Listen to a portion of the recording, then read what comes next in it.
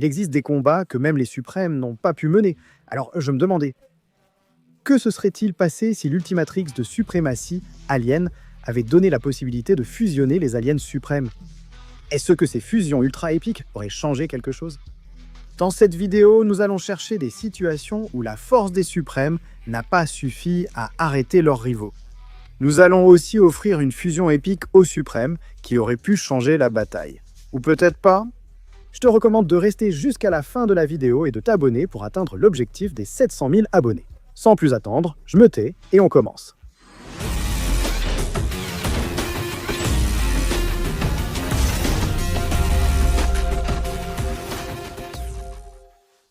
Un Mongosaure suprême a affronté la version la plus puissante de Darkstar, un vampire au pouvoir infini dans cette dimension.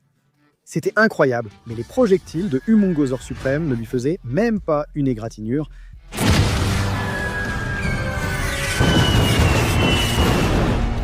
Pour la première fois, nous avons vu que Humongosaure n'était pas la solution, mais très Humongosaure suprême, oui.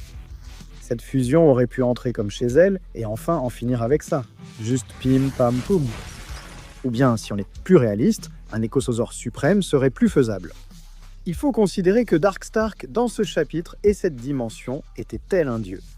La fusion précédente, évidemment, pourrait lui causer quelques problèmes, mais le battre me semble un peu compliqué.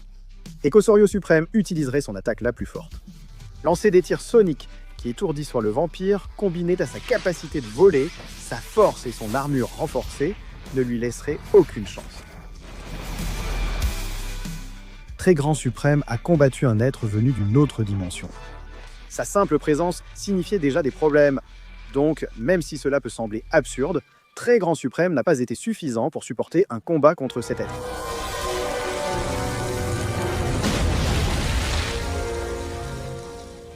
Très Humongosaure aurait le double de puissance et bien plus de taille, ce qui pourrait être essentiel pour le combat contre cet être.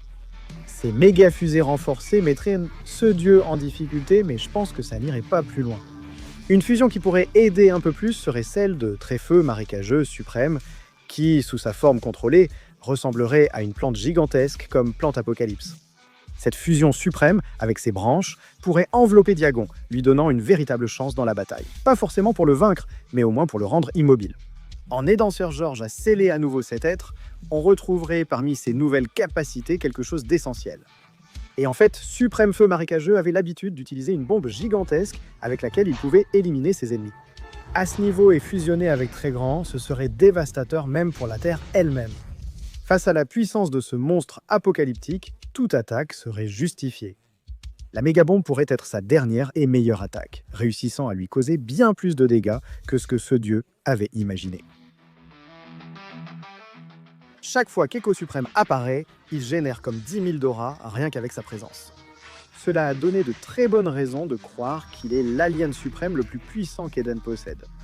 Si je te disais qu'il a été vaincu par une simple puce, le trouverais-tu toujours aussi puissant? Elena et les microchips ont réussi à tromper Echo Suprême.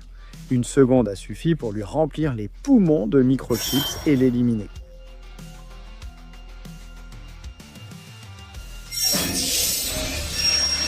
Face à cette situation, je crois que les réflexes d'Ecobet Suprême seraient idéaux pour intervenir. Le sens amélioré que possède maintenant cette fusion ne l'aurait pas fait hésiter. Comme Echo l'a fait lorsque Ben s'est arrêté en voyant Julie Ecobet Suprême. Il n'a pas d'yeux, mais des sens ultra développés pour se concentrer sur sa proie, ce qui le rend idéal ici. C'est un peu étrange qu'un suprême comme Araignée Singe soit presque au niveau d'ennemis simples. En tant que suprême, il devrait être au-dessus de ces êtres. Ces victoires serrées mettent en doute sa suprématie. Contre Siphon, qui avait obtenu le pouvoir de Vilgax? C'est raisonnable. Il a écrasé Araignée Singe, vraiment massacré. En voyant le résultat, je me dis qu'un peu plus de puissance lui aurait fait du bien. Un Mungo Araignée pourrait être l'une des solutions. Combiner compétences et puissance rendrait ce combat plus élégant, avec des missiles toiles d'araignée, qu'ils puissent envelopper leurs ennemis et asséner des coups dignes d'un extraterrestre suprême. Sachant qu'on affronte le héros de Vilgax et ses pouvoirs, ce serait aussi bien d'appeler Très Singe Araignée une fonction vraiment épique et essentielle pour chaque bataille. Et en fait, avoir éliminé Vilgax avec une version de Très Grand, c'est un classique que nous voulons tous voir. Un autre combat où l'on peut souligner la puissance qu'avait Singe Araignée Suprême, c'est contre Sander. Ben a de nouveau perdu le contrôle par négligence.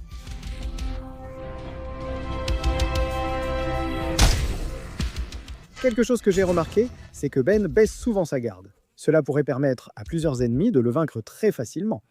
Vous rappelez-vous une autre façon dont Ben a été facilement vaincu? Merci de l'indiquer en commentaire.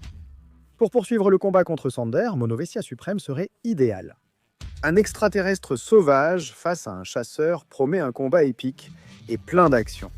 Singe Araignée Suprême était déjà agile malgré sa taille. Avec les réflexes que Ben donne à cette fusion, il serait totalement imprévisible. Sander, malgré ses compétences, ne pourrait rivaliser avec cet extraterrestre fusionné. Frio Suprême n'a pas eu beaucoup d'occasions contre les boss. Quand j'y repense, je le vois juste geler de petites choses ou des ennemis faciles. Son seul combat notable fut contre le Docteur Victor qu'il a perdu. Confiant de ses nouveaux pouvoirs, il n'a pas accordé la bonne attention à son ennemi, et il a fini au sol avec une simple attaque électrique. Dans ces cas, une armure solide est nécessaire. Boulet de canon. Le froid suprême serait parfait ici. Le simple fait de pouvoir déjà résister aux attaques est parfait. Maintenant, leur force combinée de rotation, plus la chaleur et le froid, aiderait à le geler et à le neutraliser complètement. Feu Marécageux Suprême a affronté Agrégor Suprême dans un combat qui semblait être sous contrôle grâce à ses racines. Mais les capacités mieux exploitées par cet extraterrestre ont renversé la situation et l'ont achevé. Singe Araignée Marécageux serait très utile ici. Les racines issues de cette fusion se mêlent à la toile de Singe Araignée, créant un piège parfait pour tout extraterrestre. Maintenant, si nous cherchions quelque chose de plus combatif, un Mangouste Marécageuse Suprême aurait été le choix idéal. Imagine ces missiles renforcés, chargés de tout ce que crache Feu Marécageux Suprême, et ses attaques atteignant bien plus loin. Ici, on n'aurait pas pu utiliser la force de Tréfeu Marécageux Suprême, car il se trouvait à la source de la création.